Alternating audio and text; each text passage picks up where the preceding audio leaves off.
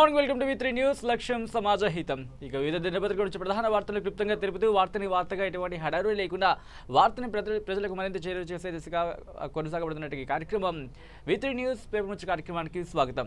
ఈ రోజు ప్రధాన దినపత్రికల నుంచి ప్రధాన వార్తలు చూసినట్లయితే కనుక ముందుగా ఈనాడు విషయానికి వస్తే జాబిలమ్మ అందినట్టే అందింది. ఆఖరి నిమిషం వరకు సజావుగా చంద్రయాన్ 2 చంద్రుడికి 2.1 కిలోమీటర్ల దూరంలో నిలిచిపోయిన సంకేతాలు ఉత్కంఠతో వీక్షించిన యావత్ దేశం డేటాను విశ్లేషిస్తున్నామన్న శివన్ అంటూ ఈ కథనానికి సంబంధించి పూర్తి వివరాలు మనం 8-9 పేజీలో చూడొచ్చు ఈనాడులో.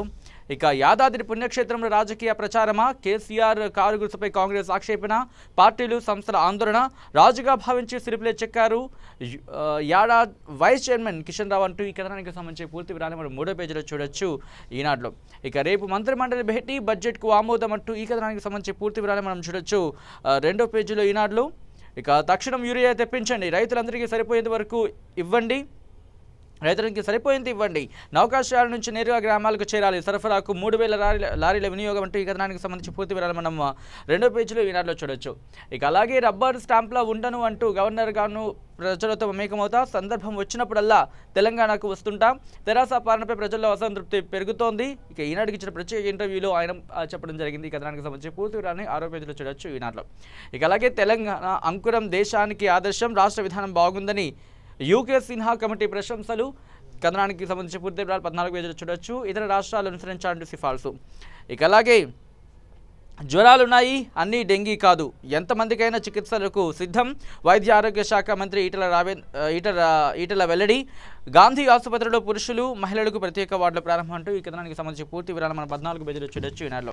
ఇక మరొక ప్రధాన దినపత్రిక సాక్షి విషయానికి వచ్చినట్లయితే కనుక ఊరికి యూరియా అంటూ 3-4 రోజుల్లోనే 1,00,000 టన్నుల రైతులకు సరఫరా, స్టాక్ పాయింట్లకు బదులు నేరుగా గ్రామాలకే పంపిణీ, ఉన్నత స్థాయి సమీక్షలో సీఎం కేసీఆర్ ఆదేశం, పోర్టులకు చేరుకున్న ఎరువులు తెప్పించేందుకు 25 ప్రత్యేక గూడ్స్ రైల్వే అధికారులతో ఫోన్లో మాట్లాడి ఒప్పించిన సీఎం, 3000 లారీలను నౌకాశ్రయాలకు పంపాలని నిర్దేశం, ఏపీ రవాణా మంత్రి పేర్ని నానితోనూ ఫోన్లో కేసీఆర్ చర్చలు అంటే ఈ కథనానికి సంబంధించి పూర్తి వివరాలను 2వ పేజీలో చూడొచ్చు సాక్షిలో. ఇక అలాగే చంద్రయాన్ టెన్షన్ అందినట్టే అంది, చివరిదాకా సజావుగా సాగిన చంద్రయాన్ 2 అంటే ఈ కథనానికి సంబంధించి పూర్తి వివరాలు మనం 10వ పేజీలో చూడొచ్చు సాక్షిలో. ఇక అలాగే దాడి చేస్తే ప్రతిదాడి, భారత్ను ఎంత రెచ్చగొడుతున్నా భరిస్తూనే ఉంది, కానీ దాడి చేస్తే మాత్రం భారీ స్థాయిలో ప్రతిదాడి తప్పదని పాక్ను ఉపరాష్ట్రపతి వెంకయ్యనాయుడు పరోక్షంగా హెచ్చరించారు.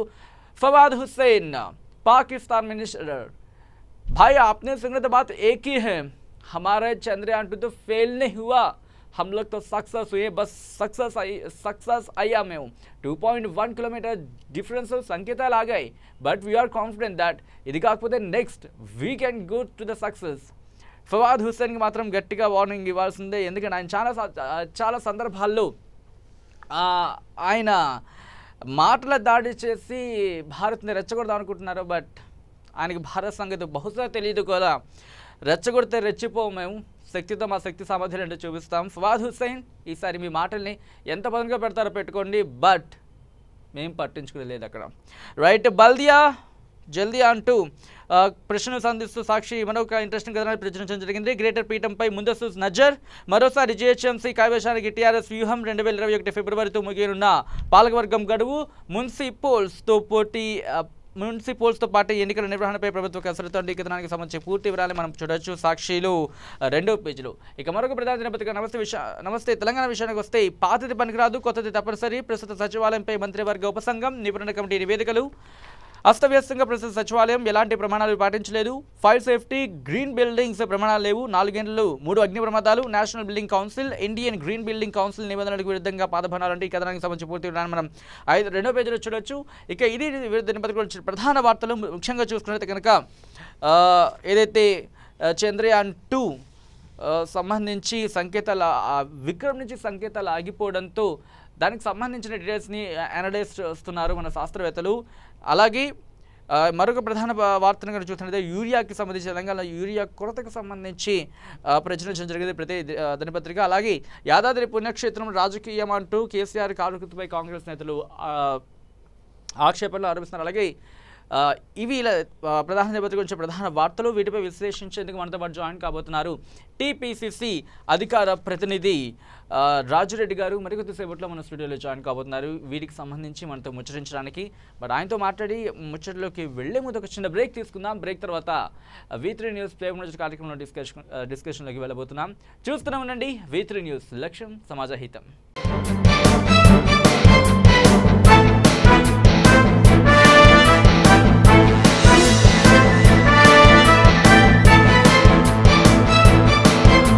V3 న్యూస్ ప్రేమృచి కార్యక్రమానికి తిరిగి స్వాగతం. ఈరోజు మనతో స్టూడియోలో ఉన్నారు టీపీసీసీ అధికార ప్రతినిధి రాజిరెడ్డి గారు. వారితో మాట్లాడి ఈరోజు వచ్చిన ప్రధాన వార్తలపై ముచ్చట కొనసాగిద్దాం. సార్ నమస్తే సార్. నమస్కారం. కార్యక్రమానికి స్వాగతం. చూసుకుంటే కనుక చంద్రయాన్ 2 జాబిలికి చాలా దగ్గరగా వెళ్ళాం. ఆఖరి నిమిషం ఇంకా మనదైపోతున్న తరుణంలో సంకేతాలు మాత్రమే కోల్పోయాం. సో దీన్ని ఎలా మనం చూడొచ్చు? ఎందుకంటే పార్టీలకు అతీతంగా అందరూ దీన్ని శాస్త్రవేత్తలు ముఖ్యంగా అభినందిస్తున్నారు. మొదటగా శాస్త్రవేత్తలు అందరినీ అభినందిస్తున్నాము. ఇలా దేశానికి గర్వకారణం మనకు అందినట్టే అంది. ఇప్పటికి ఇంకా అక్కడి నుంచి సంకేతాలు అందలేదంటూ 2 కిలోమీటర్ల దూరం పోయి ఆగిపోయింది. అయినా ఇది దేశానికి చాలా గర్వకారణం. వాళ్ళని అభినందించాల్సిన అవసరం ఉంది. అధైర్యపడాల్సిన అవసరం లేదు. వాళ్ళు చాలా కృషి చేశారు. శాస్త్రవేత్తలు ఇవాళ చంద్ర 2.01 కిలోమీటర్ వరకు పోయి ఆగిపోయింది. విశ్లేషిస్తారు దాని మీద. ఇంకా డేటా అనాలిసిస్ జరుగుతుంది. అది విఫలమైనట్టయితే కాదు, మేము విఫలమైనట్టు అంగీకరిస్తాను. వాళ్ళని చాలా అభినందిస్తున్నాం. పార్టీలకు అతీతంగా ఇలా దేశానికి గర్వకారణం వాళ్ళు. అట్లా వాళ్ళు కుంగిపోవాల్సిన అవసరం లేదు. ఇలా వారిని ప్రత్యేకంగా దేశం అంతా గర్వపడుతుంది, అభినందిస్తున్నాం వారిని. రైట్. ఈ తరుణంలో ఫవాద్ హుస్సేన్ అనే ఒక పాకిస్తాన్ మినిస్టర్, ఆయన మరి ఏ దృష్టితో ఆలోచిస్తున్నాడో తెలియదు. మరి దానికి సంబంధించిన సర్కాస్టిక్గా ట్వీట్లు చేస్తున్నాడు. ఆయన మేమైనా చెప్పాము 900 కోట్లు కాలువలో వేయమని చెప్పి. సో మనం గట్టిగా మన వాయిస్ని చూపించాల్సిన క్షణం ఇది. So mister Fawad Hussain, so ఆయనకి బహుశా తెలుగు అర్థం కాకపోతే ఎవరైనా కన్విన్స్ చేయడానికి ట్రై చేయండి.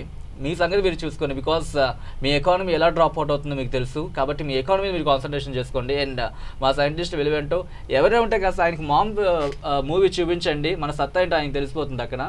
సో అది చెప్పాల్సిన అవసరం లేదు. మామ్లో మనమంటే ఏంటి, మన శాస్త్రవేత్తలు అంటే ఏంటి, మన టెక్నాలజీ అంటే ఏంటి, మన ఐడియాస్ ఏంటి, మనం వాడే పద్ధతి ఏంటి అనేది ఒక్క మూవీ ఆయనకి చూపించండి. ఇంకేం మాట్లాడాల్సిన అవసరం లేదు. Thank you so much sir. దీని గురించి మీరు ఎలా మాట్లాడతారు? ఆయన పాకిస్తాన్ నిరుత్సాహం ఉంది. వాళ్ళ ఎకానమీ వాళ్ళు చూసుకోమని వాళ్ళని ప్రైమ్ మినిస్టర్ ఆఫీసుకు కరెంట్ బిల్ కట్టేయాలని పరిస్థితి ఉంది. వాళ్ళ దుస్థితి ఉంది. ఎకనామిక్ దురావసరం. మన గురించి వాళ్ళు మాట్లాడుతుంది అసలు వాళ్ళకి అది లేదు, అర్హత లేదు. వాడు తీవ్రంగా ఖండిస్తున్నాం. మన దేశం గురించి మనం మాట్లాడుతుంది మనకి ఏమాత్రం అర్హత లేదు, హక్కు అర్హత ఏమీ లేదు ఈ విషయంలో. తీవ్రంగా ఖండిస్తున్నాం మనం దేశం తరఫున. రైట్. సో అక్కడి నుంచి చూసుకునేది కనుక యాదాద్రి పుణ్యక్షేత్రంలో ఏదైతే స్తంభాల మీద తెలంగాణకి సంబంధించి, దాంతోపాటు కేసీఆర్ అలాగే టీఆర్ఎస్ కారు గుర్తు మీద విమర్శలు చాలా గుప్పమని అంటున్న క్షణం. సో దీనిపై మీ రియాక్షన్? ఇప్పుడు అంటే కోపం, కానీ కేసీఆర్కు పిచ్చి పరాకాష్ఠకు చేరింది. ఇలా వెనకడ రాజ్యాలు అవన్నీ కూలిపోయినాయి. రాజ్యాలు నియంత పాలన కూలిపోయింది. ఒక నియంతలాగా అరాచక పాలన ఇది. నియంత్రితుడు ఆయన బొమ్మలు చెక్కించుకోవడం ఏంటంటే ఇంకా నయం గుళ్ళె బొమ్మ పెట్టుకుంటూ అయిపోతుండేది అనేది. ఇప్పుడు యాదాద్రి డెవలప్మెంట్ చేసే విషయంలో మేము కూడా అందరికీ సహకరిస్తాం. అది 100% అభివృద్ధి డెవలప్మెంట్ ఒప్పుకుందాం. అది చేయడంలో తప్పులేదు. కానీ ఈయన బొమ్మలు వేసుకోవడం ఏంది? ఇంకా అటు పక్క కొడుకు ఇటు పక్క బిడ్డది కూడా వేస్తే అయిపోతుంది కదా. అది కూడా వేసిండే ఇంకా పరిశీలించి. అంటే నేనేమంటున్నంటే ఇవాళ ఈయన పెట్టుకున్న ఆర్కిటెక్టే కదా, పేరు ఆనంద్ సాయి. అంటే ఇది గవర్నమెంట్కు తెలిసి జరిగిందా, లేకుంటే గవర్నమెంట్ ఆదేశాల ప్రకారం జరిగిందా, లేదంటే వాళ్ళు అత్యుత్సాహంతో చేశారా? నువ్వు అన్నీ ప్రతిసారి నువ్వే స్వయంగా చేస్తున్నావు కదా, చైర్మన్ నువ్వే కదా. దానికి ప్రతి విషయం, ప్రతి శిల్పులు చెక్కింది, ప్రతిదీ అన్నీ దగ్గరుండి చూసుకుంటున్నావు కదా. మీరు ఆదేశాలతో జరిగిందా లేదా? మీరు ఇప్పుడు ఆ విషయం మీద స్పందించాలి కేసీఆర్ గారు.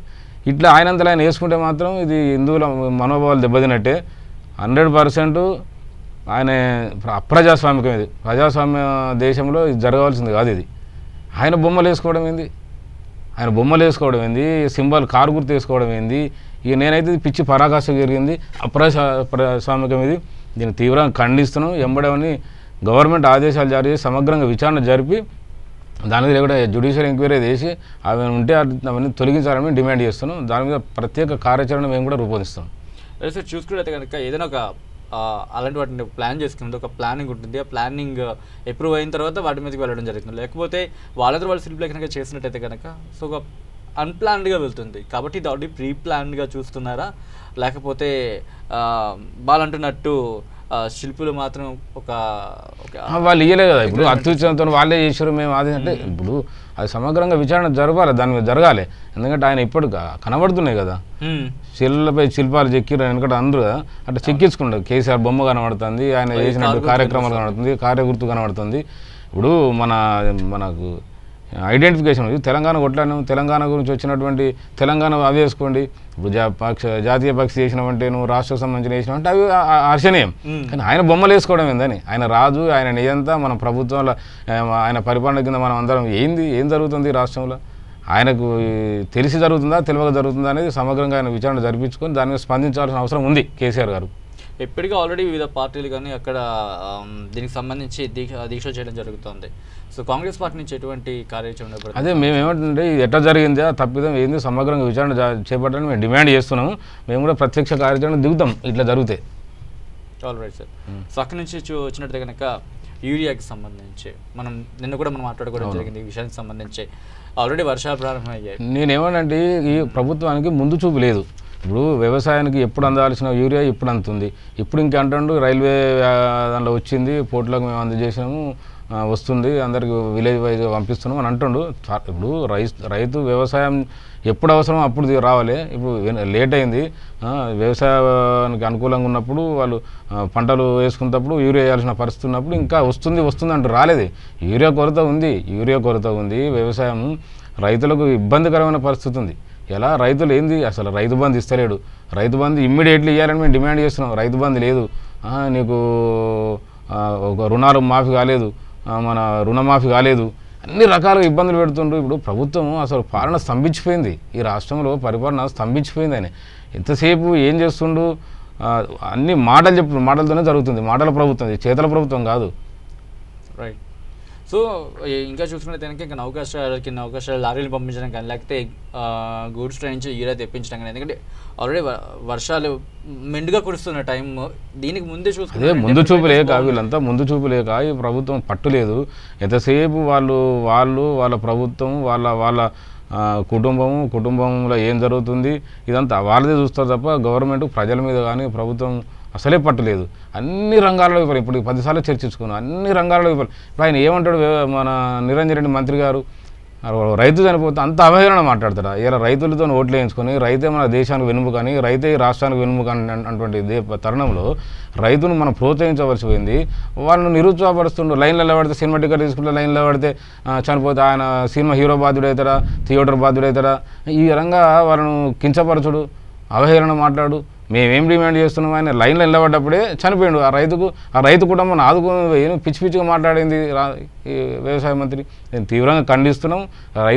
రైతు పక్షపాతి అయితే నువ్వు ఆ రైతు దగ్గర పోయి పరామర్శించి ఆ రైతు కుటుంబానికి మేము 20 లక్షలు డిమాండ్ చేస్తున్నాం, ప్రభుత్వం పోయి ఇచ్చి అట్లా ఆదుకోండి. ఇలా ప్రభుత్వం ఉన్నది ఎందుకు, ప్రజల మేలు కొరకు, ప్రజల సంక్షేమాన్ని కదా. నీ ప్రజా సంక్షేమం సంబంధించి అన్ని పక్కకు పెట్టేసి మీరు ఏం చేస్తారు, ఈ రాష్ట్రాన్ని ఎటు తీసుకుపోదలుచుకున్నారు? చూస్తే 3-4 రోజుల్లో రైతులందరికీ ఈ యూరియానికి సమకూరుస్తామన్నట్టు మాట్లాడుతున్నారు. అదే మాటలే చెప్తారు, ఇంకా రాలేదు, ఇంకా అందలేదు. ఇప్పుడు కేంద్ర ప్రభుత్వం నుంచి తీసుకురావడం విఫలమైన వీళ్ళు అన్ని ఈ రకమైన ఒకటే కాదు. ఇప్పుడు నిధులు మా గ్రామాలకు 30 రోజుల ప్రత్యేక కార్యాచరణ అని పెట్టారు. నువ్వు కార్యాచరణ పెట్టడం బాగానే ఉంది. గత 5 సంవత్సరాల నుంచి రాష్ట్ర బడ్జెట్ నుంచి ఎన్ని కేటాయించినావు నిధులు విలేజ్లకు? ఏ శాఖకి ఎంత కేటాయించినావు? నువ్వు రోడ్లకు ఎంత కేటాయించినావు, పరిశుభ్రతకి ఎంత కేటాయించినావు, నువ్వు ఏ డిపార్ట్మెంట్కి ఎంత కేటాయించినావు? అది లేకుండా రాష్ట్ర ప్రభుత్వం నుంచి ఇప్పటికి నిధులు ఎంత కేటాయిస్తున్నావు? అది లేకుండా ఒక కార్యాచరణ లేకుండా నువ్వు నిధులు లేకుండా నువ్వు ఇలా 14th ఫైనాన్స్ అన్ని కరెంట్ బిల్లుగా సరిపోయింది. ఏమంటే సర్పంచ్ పరిశుభ్రత ఉండాలి, అది ఉండాలి, ఇది ఉండాలి. వాళ్ళ 14th ఫైనాన్స్ అని ఎలక్షన్ బిల్లు సరిపోయింది వాళ్ళంతా. ఇలా సర్పంచులు మనకేమన్నా ఉద్యోగం ఇచ్చినా వాళ్ళు ప్రజల చేత ఎన్నుకోబడ్డ వాళ్ళు. ఏమనంటే సస్పెండ్ చేస్తా చెక్ పవర్ ఇప్పటిదాకా వేయలేడు. ఉప సర్పంచ్ పేరుతో పెట్టి ఇంకా చెక్ పవర్స్ ఇస్తలేవు. ఇప్పుడు ఈ కార్యాచరణ ఏదైతే పెట్టినావు 30 రోజులు రాష్ట్ర బడ్జెట్ నుంచి ఎన్ని నిధులు కేటాయిస్తారో చెప్పాలి, ప్రజలకు చెప్పాలని మేము డిమాండ్ చేస్తున్నాం. మళ్ళా నువ్వు నీతి ఆయోగ్ నుంచి 5 సంవత్సరాల నుంచి నువ్వు కేంద్ర ప్రభుత్వం నుంచి ఏ కార్యక్రమాలు పెట్టినావు, సంక్షేమానికి సంబంధించిన ఎన్ని పెట్టినావు, నువ్వు గ్రామాలకు నిధులు ఎన్ని పెట్టినావు, ఎన్ని వచ్చినాయి? అది లేకుండా నరేన్ నుంచి తెప్పించుకోవాలి, నిధులు సమకూర్చుకోవాలి, మీరు సమకూర్చుకోవాలని అంటుండు. సిఆర్ఎస్ నుంచి మీరు నిధులు సమకూర్చుకోవాలి, మీరు దాతల నుంచి స్వీకరించాలి. ఇది చెప్పుడే తప్ప నువ్వు క్లియర్గా మన గ్రామాలకు గత 5 సంవత్సరాల నుంచి పెట్టిన నిధులేంటి, ఇప్పుడు ఏం నిధులు పెట్టబోతున్నావు, ఏ దానికి ఎంత పెడుతున్నావు అనేది మీరు క్లియర్గా చెప్పండి. చెప్పి ముందు పోండి, అందరం కలుపుకొని పోండి, అందరం చేద్దాం, గ్రామాల అభివృద్ధికి అందరం సహకరిస్తాం మేము కూడా. అది లేకుండా ఉంటే నేను ప్రకటన చేసుకోవడం ఎట్లా? రైట్. అంటే చూసుకుంటే అంటే 30 రోజుల ప్రణాళిక అనేది మేము మాట్లాడేది కనుక గత 5 సంవత్సరాల పాటు టీఆర్ఎస్ ప్రభుత్వం ఉండింది. ఇప్పుడు ఇప్పుడు ఒక 5 సంవత్సరం అయింది. ఇప్పుడు ప్రజలు ఎన్నుకోవడం జరిగింది కేసీఆర్ ప్రభుత్వాన్ని. సో దీనికి సంబంధించి అంటే ఈ 5 ఏళ్లలో ఎటువంటి ఇంప్రూవ్మెంట్ లేదంటారా? ఇప్పుడు ఒక గ్రామ స్థాయికి తీసుకుంటే మీరు ఎన్ని లక్షలు పెట్టారు, దేనికి ఎన్ని పెట్టారు? మీరు ఎంతసేపు కాళేశ్వరం రీడైజింగ్ చేసి దానికి చేసుకోవడము, ఈ తర్వాత నువ్వు మిషన్ భగీరథను ఇప్పటిదాకా మిషన్ భగీరథ పెట్టింది ఎంత, ఇక తర్వాత మిగతా అన్నీ స్తంభించిపోయాయి. నువ్వు ఊళ్ళో నీకు పరిశుభ్రతకి ఎంత పెట్టినావు, హరితారానికి ఎంత పెట్టినావు, నీ దేనికి ఎంత సమకూర్చు నిధులు ఒక విలేజ్ లెవెల్లో. ఇప్పుడు మీరు అంటున్నారు కదా ఒక్కొక్క 10 లక్షల రూపాయలు ప్రతి కుటుంబానికి ఇస్తాం, అట్లా ఈ గ్రామం మొత్తం రాష్ట్ర స్థాయిలో ఇచ్చాయి. 10 లక్షలు విలేజ్ పెట్టలేదు ఇప్పటిదాకా నువ్వు డెవలప్మెంట్ కింద. ఇవాళ మీరు మాట్లాడుతున్నారు, ఇవాళ చేస్తామంటారు. నేనేమంటే రాష్ట్ర బడ్జెట్ నుంచి ఎన్ని నిధులు కేటాయించరు విలేజ్లకు, మీరు ఒక శ్వేతపత్రం రిలీజ్ చేయరు. మేము డిమాండ్ చేస్తున్నాం, ఈ 30 రోజుల కార్యాచరణ ఎన్ని నిధులు మీరు ఇస్తారు విలేజ్ వైజ్గా, ఏ దానికి ఎన్ని నిధులు కేటాయిస్తారు అని ప్రత్యేకంగా మీరు పేపర్ ముఖంగా చెప్తారా, మీరు రిలీజ్ చేయమంటున్నాను నేను. మీరు నిధులు మీరు చెప్పుడు తప్ప నిధులు సమకూర్చింది ఎక్కడ గ్రామాలలో? ఎక్కడ అపరిశుభ్రత అక్కడనే ఉంది, నీకు హరితారం అక్కడనే వెనుకబడి ఉంది, గ్రామాల్లో పరిశుభ్రత లేదు, రోగాలు జ్వరాలు వచ్చి చనిపోతుంది. మేము ఏమంటామంటే ఇలా హెల్త్ ఎమర్జెన్సీ ప్రకటించి ఒక విలేజ్ల పంటి మీ హెల్త్ క్యాంపులను పంపించమంటున్నాం. ఇంకా అట్లే డెంగ్యూ వ్యాధులు అవుతున్నాయి, శిశు మరణాలు అవుతున్నాయి, మలేరియా ప్రబలిస్తుంది అని ఎన్ని రకాలుగా ప్రజలు ఇబ్బందులు అన్నారు. మీరు ఆదుకోమంటున్నాం మేము. దీనికి సంబంధించి ఈటల రాజేంద్రరావు కామెంట్ చేశారు ఏంటంటే వస్తున్న కేసులని డెంగ్యూ కేసులు కాదు, అదైతే వాతావరణ మార్పులు ఉన్నాయో దానివల్ల సంభవిస్తున్న కొంచెం వాతావరణంలో మార్పు ఉంది. ఇప్పుడు వచ్చే విష జ్వరాలు ప్రబలుతాయి, మీరు ముందు జాగ్రత్త ఏదంటున్నా చేయాల్సింది మీరే కదా, ప్రభుత్వాలే కదా. నిధులు ముందుగానే కేటాయించేసి నీకు విష జ్వరాలు ప్రబలకుండా డెంగ్యూ జ్వరాలు రాకుండా తీసుకోవాల్సిన చర్యలు మీరే కదా. హెల్త్ క్యాంపులు హెల్త్ క్యాంపులు పెట్టండి, విలేజ్ వైజ్గా పంపించండి. ఇప్పుడు మేము ప్రత్యేక కార్యాచరణ ప్రకటించింది, మేము వ్యతిరేకిస్తలేం, డెవలప్మెంట్ చేయాలంటున్నాం, మేము సహకరిస్తామంటున్నాం. కానీ నిధులేవి, దానికి సంబంధించిన పూర్తి ప్రణాళిక ఏది లేకుంటే మీరు ఓన్లీ పేపర్ ప్రకటనతో నడుస్తుందని నేను అంటున్నాను. మేము ఏమంటున్నాం ఇవాళ మీరు సమగ్రంగా చేయండి, ఏది చేసినా ప్రజలకు అక్కడికి వచ్చేది చేయండి. ప్రజా వ్యవస్థ అంతా మీరు వెనుకబడిపోతుంది. రైట్ సార్, చూసుకున్నది కనుక నెక్స్ట్ మన క్యాబినెట్ చర్చించి ఏదైతే బడ్జెట్ ఉందో ఆర్థిక బడ్జెట్ ప్రవేశపెడిపోతున్న తరుణంలో కాంగ్రెస్ పార్టీ నుంచి ఎటువంటి యాక్షన్ ఉండబోతుంది, రియాక్షన్ ఉండబోతుంది దానికి సంబంధించి బడ్జెట్ అంటే ఎటువంటి విధంగా ఉంటే బాగుంటుందని ఆయన అసెంబ్లీ పెట్టడా. నేను ఏమంటే పూర్తి స్థాయి బడ్జెట్ పెట్టి ఏ శాఖలో ఎంత కేటాయిస్తున్నావు, ఏ శాఖకి ఎవరు మంత్రి ఉన్నారు, ప్రజలకు నేరుగా మేము కోరుకునేది ఏంటంటే గ్రామ స్వరాజ్యం రావాలి, గ్రామ స్థాయిలో అభివృద్ధి కావాలి, అన్ని రకాల డెవలప్మెంట్ కావాలి. మనం బంగారు తెలంగాణ అనుకున్నాము, మనం మెరుగు బడ్జెట్తో ఇచ్చిన రాష్ట్రం ఇవ్వాలా, బంగారు తెలంగాణ మేము కూడా కోరుకుంటున్నాము. కాకపోతే ఐరన్ తెలంగాణ కావద్దని కోరుకుంటున్నాము. నువ్వు పూర్తి స్థాయిలో బడ్జెట్ పెట్టి తెలంగాణ అభివృద్ధి ఏమంటున్నాం కదా మేము. మనం తెలంగాణ కోరుకునేందుకు నిధులు, నియామకాలు, నీళ్లు అన్నీ సద్వినియోగం చేసుకోవాలనే కదా. ఇలా నువ్వు ఎన్ని ఉద్యోగాలు ఇచ్చినావు, నీ ఎన్ని ఎకరాలకు నీళ్ళు ఇచ్చినావు, నువ్వు కాళేశ్వరం రీడైజింగ్ చేసి ఎన్ని కోట్ల కుంభకోణం చేసారు మీరు, ఇవన్నీ వస్తాయి. అంత మీరు ఉట్టినే చెప్పుకుంటూ పోతాము. ఇలా కాళేశ్వరం పేరుతో మొత్తం రాష్ట్రం అంతా స్తంభించిపోయింది. ఎక్కడ నిధులు కేటాయిస్తారు, దేనికి నిధులు కేటాయిస్తారు? సో కేంద్రం నుంచి కాళేశ్వరానికి ఎటువంటి సపోర్టు లేదు. మీరు కేంద్రం నుంచి ఏది రాబెట్టలేకపోతారు. కేంద్రం నుంచి నీతి ఆయోగ్లో మీకు ఎంత బడ్జెట్ ఎంత వచ్చింది, మీరు ఏ దానికి మీరు కోరినరు, వాళ్ళు దేనికి రిజెక్ట్ చేసారు, ఏ అభివృద్ధి పథకాలకు మీరు వాళ్ళని అడిగిర్రు. అసలు కేంద్రం నుంచి నిధులు లేవు, రాష్ట్ర స్థాయిలో మొత్తం స్తంభించిపోయింది పరిపాలన. మేము ఏమంటామంటే మీకు తెలంగాణ మ్యాండేటరీ ఏంది, 5 ఏళ్ళు ఇచ్చారు, మళ్ళీ ఇచ్చారు 5 సంవత్సరాలు. మీరు ఇవాళ మీరు మీ కుటుంబము మీరు దోచుకోవడం తప్ప ఇలా ప్రజల గురించి పట్టించుకున్న పాపాన లేదు. మీరు పేపర్లనే నెలకోసారి వచ్చి మీరు చూపిస్తారు అంతా ఇది చేస్తాం అది చేస్తాం మసి అడకాయ. ఈ తెలంగాణ అభివృద్ధి చేసుకుంటేందుకే కదా మనం తెలంగాణ సాధించుకున్నది. ఇందుక తెలంగాణ సాధించుకుంది మీ కుటుంబం మీరు బాగుపడుతుందిగా. Right sir, thank you so much sir. మీ వాల్యుబుల్ టైంని కేటాయించి స్టూడియోకి వచ్చి పేపర్ వచ్చి కార్యక్రమం పాల్గొని మీ వాల్యుబుల్ విశ్లేషణ అందించినందుకు thank you so much sir. Right, ఇది వాటి ప్రధాన వార్త పత్రికలు వచ్చిన ప్రధాన వార్తలు మొత్తంగా చూసుకుంటే కనుక ఏదైతే చంద్రయాన్ 2కి సంబంధించి అలాగే చంద్రయాన్ 2కి సంబంధించి ఇంకా ఏదైతే ఉందో అది ఆ డేటా అనాలిసిస్ జరుగుతుంది. దానికి సంబంధించి క్రాష్ అయ్యింది అనే మాటలు కంప్లీట్గా అవాస్తవనే చెప్పుకోవచ్చు. ఎందుకంటే దానికి సంబంధించి ఇక డీటెయిల్ అనాలిసిస్ జరిగిన తర్వాత సైంటిస్ట్ నుంచి ఒక క్లియర్ మెసేజ్ అని రాబోతుంది. దాని తర్వాత మనం ఒక కొలికి రావచ్చు. బట్ ఇప్పటికైతే సంకేతాలు దాని నుంచి అయితే సిగ్నల్స్ వస్తాయో సిగ్నల్స్ అనేవి ప్రస్తుతానికి మనకి రీచ్ అవ్వట్లేదు. ఒకవేళ అది సిగ్నల్స్ కనుక మళ్ళీ పుంజుకొని మనకి రావడం జరిగితే కనుక హిస్టరీ క్రియేట్ అవుతుంది. సో అంటున్నట్టు ఫింగర్ క్రాస్ ఉన్నారు కదా, అంటే అందరూ ఆశిద్దాం అది సక్సెస్ అవ్వాలని. అలాగే ఈ తెలంగాణ విషయానికి వచ్చిన కనుక యూరియా కొరతకు సంబంధించి అలాగే యాదాద్రిలో ఏదైతే స్తంభాలపై కేసీఆర్ అలాగే కారు గుర్తుకు సంబంధించి ఏదైతే ఉందో వాటి గురించి కూడా మనం ముచ్చటించుకున్నాం. అలాగే 30 రోజుల ప్రణాళికలో వైఫల్యాల గురించి కూడా మనం ముచ్చటించుకోవడం జరిగింది. ఇది వాళ్ళ పేపర్ నుంచి కార్యక్రమం. రేపు పేపర్ నుంచి కార్యక్రమం మళ్ళీ కలుసుకుందాం. చూస్తూనే ఉండండి V3 న్యూస్, లక్ష్యం సమాజహితం.